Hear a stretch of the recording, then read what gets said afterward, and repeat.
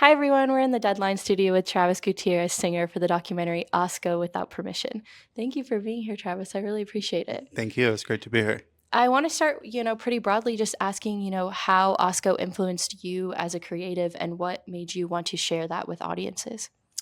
Yeah, Osco's work is essentially like performance art, photography, muralism, theater. And so the work that I first encountered was their photography and specifically the series they did called the No Movies. And those were stills that imagine entire films. And they tried to tell the story of an entire movie in one film. And, they always joke we didn't have money for celluloid and all the production resources. And when I saw those and I saw Chicanos on screen and brown protagonists in all these different kind of genres, it just had this like huge impact on me. And it made me want to continue putting, brown people in primary roles as protagonists and ultimately make a film about Asco because I think their work's incredible, but I also think because of the influence it had on me to say, we can be front and center, we can be the creators of our own story, and then the spirit of collaboration in the group really had a big influence on me also in who I was looking to hire, who I was looking to collaborate with, and I tried to bring as many Latinos together to make this film in the spirit of Asco. Mhm. I think the without permission part is really key here and just taking the control back and telling the story your own way, and I'm hoping you can reflect on that a little bit for me. Yeah, in our film, that's really what we try to do is we tell Osco's story, but through the film, we collaborated with the next generation of Latinx artists to create contemporary film works that are essentially like short films that we call no movies as well.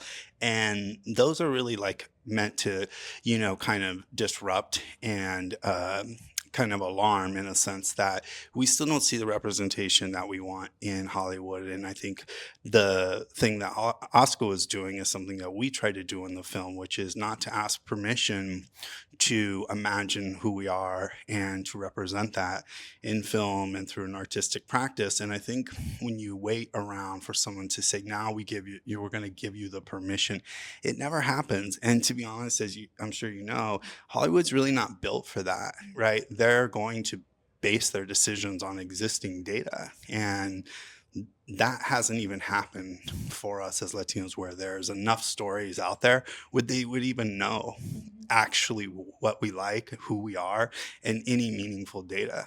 And so why would you wait for them to give you permission?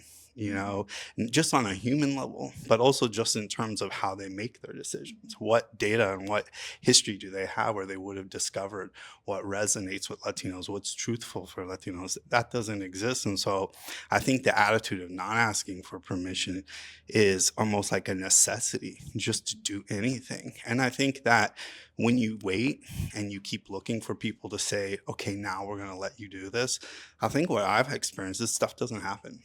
Yeah.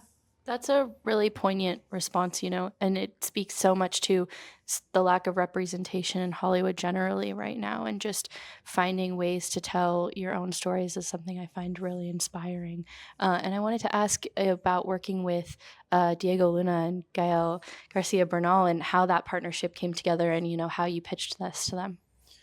Yeah, they have a company called La Corriente del Golfo based in Mexico City. And we approached them and their company to partner with us, and we had the good fortune of them already knowing about Osco and being fans of Osco, and so that really helped. And then I think, I don't want to speak too much for them, but I felt like the model of collaboration their company embodies and some of the ethos of looking at how art and politics can intersect was like a really good fit. And I also think keeping a little bit of that rebel spirit alive and looking at their work and some of their projects, I think they've always been able to tap into that.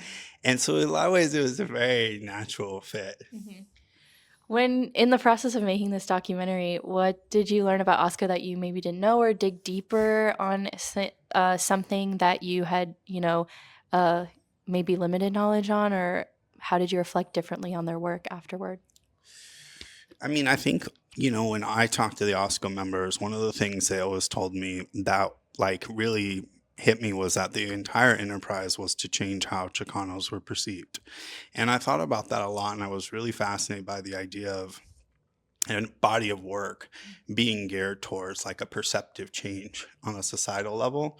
And I think that was something that I thought a lot about. And it took me through their birth kind of coming out of the Chicano movement and the walkouts of 1968 and the Brown Berets. And I think that those liberation movements of the late 60s, whether that's, on the gay liberation front, or it's a Black Power movement, or in feminism, or in terms of the Brown Power movement, those areas of our history, I kind of wasn't, not expecting to go so deep in, but really that's where Osco comes from. And that was a part of the research that surprised me. And I think that though the ethos of Osco wanting to change how Chicanos are perceived is because they kind of come out of a civil rights movement, and they know that in terms of equitability and humanity, there needs to be perceptive shift where you don't even engage with that community on a human level. And at the end of the project, the thing that surprised me the most was that after thinking about that and addressing that through everything we've done, the last thing that I kind of like really left with was that, like, not only is it important, I think, for us to have others, shift how they see us, but the gift I think of the project was it really shifted how I saw myself. And that was really the thing that I realized, is that in Osco's work, there's a tremendous amount of self-love and dignity. And when that awakens, something really powerful, as you can see in their body of work, can happen. Yeah, that's really beautiful. And I'm exploring that, period of history and exploring these liberation movements. I think you come to realize that so much is different and so much is also the same, you know? And I wonder how exploring all of that on such a deep level, informed you or inspired you to meet the current moment we're in. I think it is inspiring because I think, as we all know, things ebb and flow. And like sometimes we feel like we're winning and things are improving and there's progress, and then it feels like it snaps back. And I think we have to be diligent and continue those efforts, and we're fortunate in some regards that we do have that history. And I think especially for Latinos, learning our history and having that visible, at least for me, I can speak for myself and my team, we've been really empowered by that to continue planning new projects that really push the envelope coming into 2025, and really looking to each other to say, how do we take from the past and apply some of those things into the current moment where it's just as needed as ever. Absolutely. Well, thank you so much for being here. I really appreciate it. Yeah, thank you.